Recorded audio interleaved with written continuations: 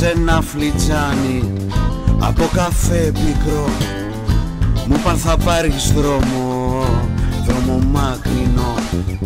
Θα μπεις σε θάλασσες βαθιές, θα φτάσεις στο φεγγάρι, ο αέρας θα σε πάρει. Μέσα στο κατακάφι περιπλανήθηκα, με κούρασε ο δρόμος και αποκοιμήθηκα. Κι είδα στον ύπνο μου ψυχές φωτιά να έχουνε πάρει και να ζητάνε χάρη, και να ζητάνε χάρη. Είδα και την Ανατολή να φεύγει για τη Δύση για να μπορεί να ζήσει.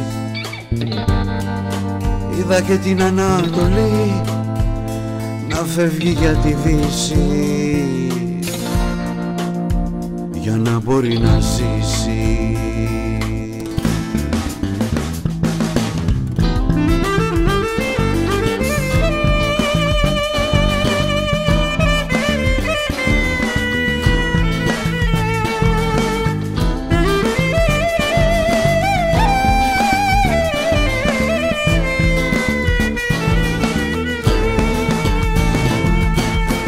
Μέσα σε ένα φλιτζάνι από καφέ πικρό μου πάνε θα πεθάνω και πως θα αναστηθώ.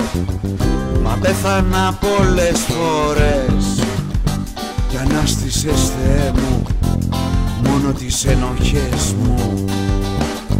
Στο φλιτζάνιου την άκρη έτσι απόμερα λύνασαν της ψυχής μου τα λασπόνερα.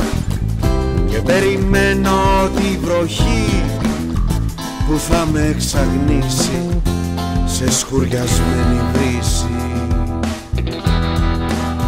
σε σκουριασμένη βρύση.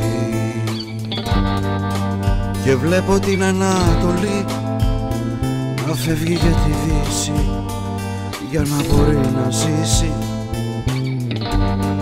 Και βλέπω την Ανατολή να φεύγει για τη Δύση για να μπορεί να ζήσει.